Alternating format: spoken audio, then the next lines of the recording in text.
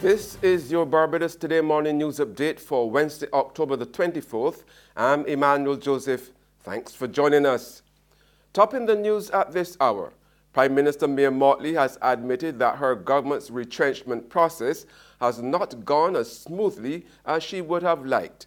However, the Prime Minister told an interactive session with students at the Cayfield campus of the University of the West Indies last evening that the problem was far from widespread as some would have the country believe. Mottley identified the school meals department as a sector which experienced a problem last week that she says was being addressed by her Minister of the Information, Broadcasting and Public Affairs, Lucille Moore. That ministers need to be able to understand how the workflow in their ministries will be negatively affected by the dismissals or the layoffs that are taking place now, and that we need to be able to re-engineer workflows and processes, as you've just said. If not, what will happen? Things will fall through the cracks. The Prime Minister also revealed that she met yesterday with all her cabinet ministers and other MPs and instructed them to address any fallout from the jobs cut within their ministries. Nobody's going to tell you that it was one department that had problems fundamentally last week, and Minister Moore is dealing with that department now with school meals. There were one or two others who were uncertain. Why?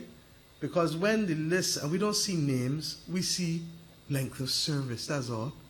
Don't want to see a single name. Because if I don't see it, nobody can blame me. We said nobody with 10 years or 9 years should be going home. And we felt that largely because in many instances it would be difficult. What we did, for the most part, when the security guards went home last week, everybody went home with the checks. Regrettably, some ministries have not gotten their act together to give people the checks. Am I happy about it? Absolutely not. But to say that that is a representation of the entire public service is a lie. And this notion that you are going to continue to badger and attack public servants for conduct is something that I've said to the head of the civil service he needs to come and defend. Because Barbados has some excellent public servants, and that we have had a comparative advantage because of them. Do we get it right all the time? No. And is there a problem that we can, you said it earlier, can we find a more effective way to do some of the things in the public service than we've been doing for 50 and 60 and 70 years? Yes, we can. But regrettably, we haven't done it this going down as perfect as we should have. Meanwhile, Prime Minister Mottley is among 4 other regional leaders who have reached out to their Trinidad and Tobago counterpart Keith Rowley as that twin island republic grapples with the effects of flooding. Although she did not specify why she was meeting last night with Rowley in Port of Spain, Mottley told her audience of students from across the region, including Trinidad, of a dinner meeting with her Trinidad counterpart. Mottley added a touch of humor to her comments about the meeting with Rowley. I'm going to leave in about 15 minutes because I have to go and meet Christian's Prime Minister for a dinner meeting to come back late tonight. So, in Trinidad. Miss Jordan can't wait. The plane is not going to leave us. It's an RSS plane. But the truth is that Prime Minister Rowley is waiting for me to meet him in Port of Spain for 8:30. So I have to make sure that we can get there still. In other news now, former Commerce Minister Inniss is expected to stand trial on June the 24th next year. When the ex-minister in the former Friendly Stewart administration appeared again in a U.S. district court yesterday, he pleaded not guilty to 3 counts of money laundering in August this year. The 52-year-old Inniss was given his date at his hearing yesterday when the court granted the party's request for a trial date and a motion schedule. The former Minister of International Business must serve and file his motion by December the 14th this year, while the federal government's opposition is due by January 4th next year. There's regional and international news after this short break.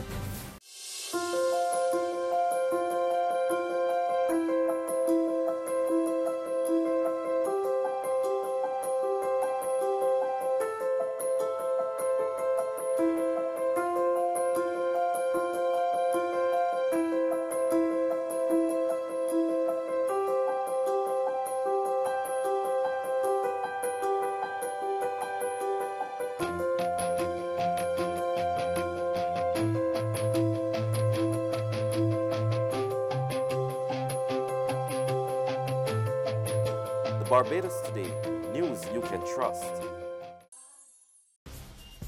Welcome back with news from the region now. The Police Complaints Authority in Guyana is investigating the alleged $6 million bribery of a senior police officer.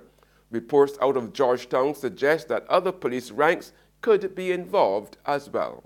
The Police Complaints Authority has confirmed with Nightly News that the authority is in receipt of reports of that multi-million-dollar bribe money which was paid to an assistant superintendent of police to deliberately remove video evidence from the scene of a murder. The case in question is the shooting death of Jason DeFlormont. DeFlormont was shot and killed by businessman Erwin Bacchus, the owner of the tourist Villa Hotel in Sobrianville, back in August. DeFlormont's aunt confirmed with Nightly News that it was her who lodged the report. The crime scene was never cordoned off. They were in and out. The police, the deceased lawyer, Mr. Hanneman, was there. The police came back and evidence was introduced. I mean, these are things that I will not go into, but I saw and I was privy to. So because of that, the first place that I went to was the Office of Professional Responsibilities. I spoke with Mr. Kisoon. He said that was not for him to deal with because they deal with the conduct of police. I was confused.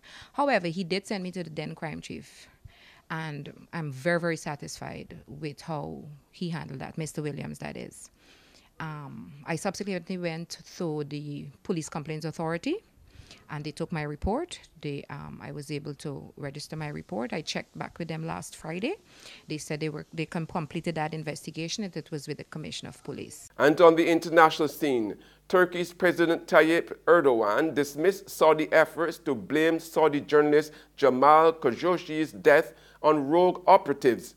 Erdogan urged Riyadh to search from top to bottom to uncover those behind Khashoggi's death in a Saudi consulate in Istanbul on October the 2nd, an incident that has sparked global outrage and strained relations between Riyadh and Washington.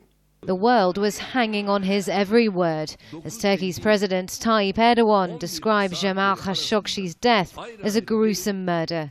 Most importantly, he's demanding to know who ordered the Saudi critic's death, dismissing Riyadh's explanation that this was a rogue operation.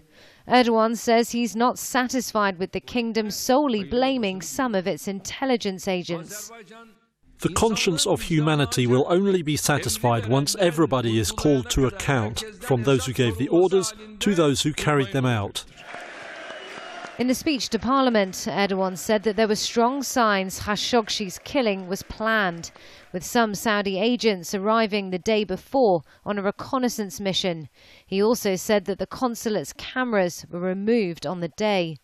And that's news, but for the very latest, visit our website at www.barbadostoday.bb. You can also subscribe to our e-paper, email updates, or like us on Facebook, and sign up for breaking news alerts via WhatsApp. We are also on Izumi Media in bus terminals, as well as screenplay at supermarkets and gas stations near you. Now you can also hear us on Mix 96.9 FM. I'm Emmanuel Joseph. Have a fantastic day.